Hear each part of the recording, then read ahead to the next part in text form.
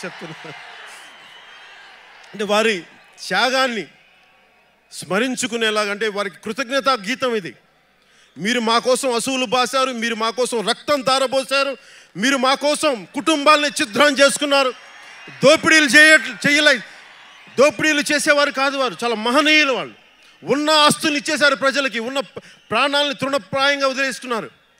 అలాంటి మహనీయులకి కృతజ్ఞత సూచికగా మనం జనగణమన తీసుకుంటాం. అందుకని దీనికి మర్యాద ఇద్దాం, దీనికి లేచి నుంచుందామనే దీంతో సినిమా నా గొంతు నిమ్మని చెప్పారు, నా గళాన్ని. చాలా గర్వంగా, చాలా మనస్ఫూర్తిగా ఇచ్చాను. ఎందుకంటే ఇది నా దేశం కోసం, మన ప్రజల కోసం తీసిన సినిమా. అలాంటి సినిమాలో నాకు ఒక భాగస్వామ్యం తీసుకున్నందుకు నిజంగా నాకు చాలా ఆనందంగా ఉంది. అలాగే తెలుగు సినిమా గొప్పతనాన్ని, తెలుగు సినిమా స్థాయిని ఒక్క భారతదేశంలో కదా అంతర్జాతీయ స్థాయిలో తీసుకెళ్ళిన రాజమౌళి గారు ఇక్కడికి రావడం నిజంగా అంటే గెలుపు.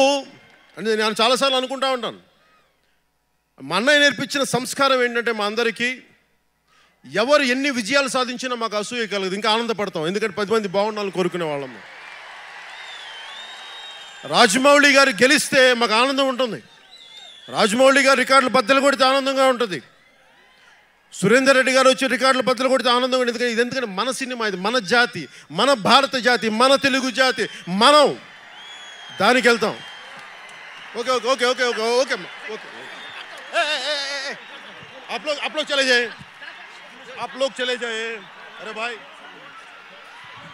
आप लोग पीछे जाए प्लीज, चलिए आप.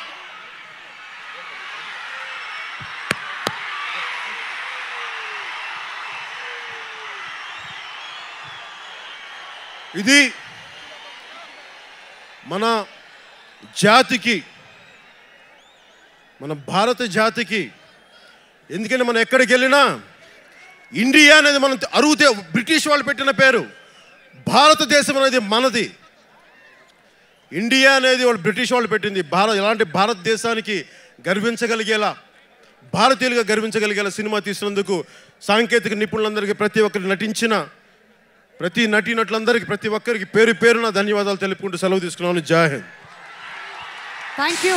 Power star Pawan Kalyan.